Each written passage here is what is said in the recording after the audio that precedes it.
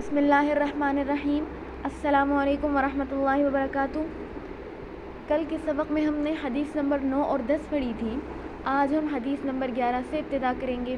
کتاب کی طرف دیکھیے۔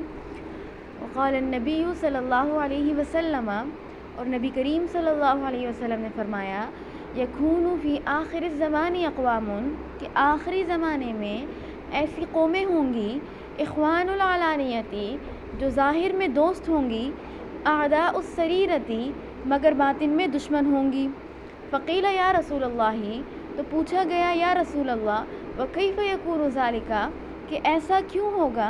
قال، تو آپ صلی اللہ علیہ وسلم نے فرمایا، ذالک برغبت بعضهم الی بعض، ان میں سے بعض کے بعض سے حرص کی وجہ سے، ورہبت بعضهم من بعض، اور بعض کے بعض سے خوف کی وجہ سے۔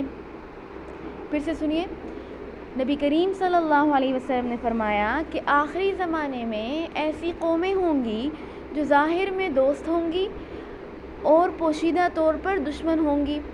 تو عرض کیا گیا کہ یا رسول اللہ، ایسا کیوں ہوگا؟ تو آپ صلی اللہ علیہ وسلم نے فرمایا، ان میں سے بعض کے بعض سے حرص کی وجہ سے اور بعض کے بعض سے خوف کی وجہ سے۔ حدیث کی طرف دیکھیے۔ اخوان، یہ جمع ہے اخن کی بمعنی بھائی، باب نصرہ سے ہے بمعنی دوست بننا، بھائی ہونا۔ العلانیہ تھا بمعنی کھلم کھلا ظاہر ہونا۔ باب ضربہ سے بھی آتا ہے، کرومہ سے بھی آتا ہے، سمعہ سے بھی آتا ہے، بمعنی ظاہر ہونا۔ اعداء، یہ جمع ہے عدوون کی، بمعنی دشمن۔ عدا یعدو باب نصرہ سے ہے، بمعنی ظلم کرنا، دشمنی کرنا۔ السریرۃ، بمعنی بھید، راز، جمع سرائرو۔ رہبتاً باب سمعہ سے ہے، بمعنی خوف کرنا۔ اب تشریح سنیے۔ نبی کریم صلی اللہ علیہ وسلم نے اس حدیث مبارک میں قیامت کی نشانیاں بیان کی ہیں۔ قیامت کی نشانیوں میں سے ایک یہ بھی ہوگی کہ لوگوں میں سے اخلاص ختم ہو جائے گا اور نفاق عام ہوگا۔ خواہشات کو پورا کرنے کے لیے آدمی اپنی زندگی کا مقصد کیا ہے اسی کو سمجھے گا، اور اسی بنا پر لوگ آپس میں دوستی اس وقت تک رکھیں گے جب تک اس دوستی سے اپنی غرض پوری ہو رہی ہوگی۔ جب غرض پوری ہونا بند ہو جائے گی تو صرف یہی نہیں کہ تعلقات ختم ہو جائیں گے بلکہ دشمنی تک بات پہنچ جائے گی۔ اس کے مقابل شریعت نے حکم یہ دیا ہے کہ دوستی اور دشمنی کی بنیاد اخلاص پر ہو، دنیاوی اغراض پر نہ ہو۔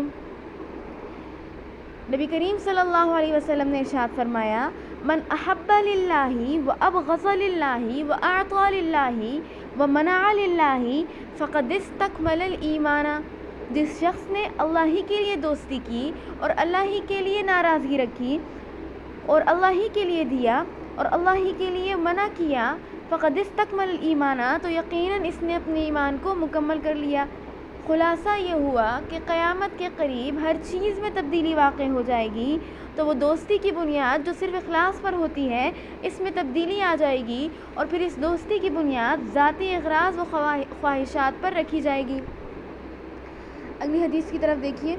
وقال النبی صلی اللہ علیہ وسلم، نبی کریم صلی اللہ علیہ وسلم نے فرمایا، یذهب الصالحون، کہ نیک لوگ چلے جائیں گے، الاول فالاول، ایک کے بعد دوسرا یعنی یک کے بعد دیگرے، وتبقى حفالة، اور بدکار لوگ رہ جائیں گے، کحفالة الشعیر، جو اب التمری، جو یا کھجور کے بھوسے کی طرح، لا یبالیہم اللہ بالۃ، جن کی اللہ تعالیٰ کو بالکل پرواہ نہیں ہوگی۔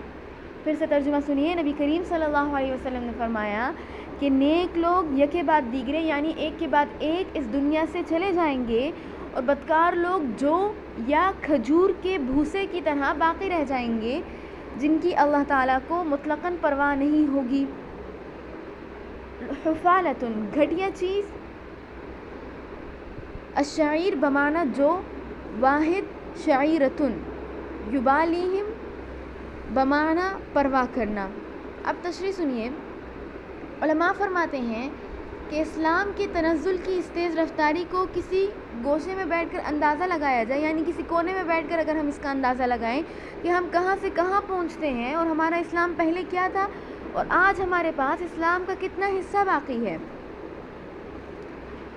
بخاری کی روایت میں آتا ہے، کہ ایک مرتبہ حضرت ابو الدرداء رضی اللہ تعالیٰ عنہ غصے میں بھرے اپنے گھر تشریف لائے تو ان کی اہلیہ نے پوچھا آج آپ کے غصے کا سبب کیا ہے؟ تو انہوں نے جواب میں فرمایا خدا کی قسم میں عہد نبوت کی کوئی بات اب نہیں دیکھتا سوائے اس کے کہ لوگ ایک جگہ جمع ہو کر نماز پڑھ لیتے ہیں، باقی امور میں بہت تبدیلی محسوس کرتا ہوں۔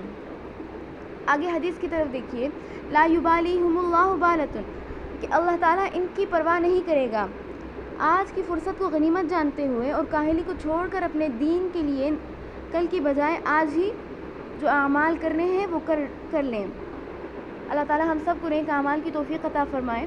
یہ آپ کا آج کا سبق ہے، اسے اچھے طریقے سے سمجھ لیجئے اور یاد بھی کر لیجئے، آگے مطالعہ جاری رکھیے۔ وآخر دعوانا ان الحمد للہ رب العالمین۔ السلام علیکم ورحمۃ اللہ وبرکاتہ۔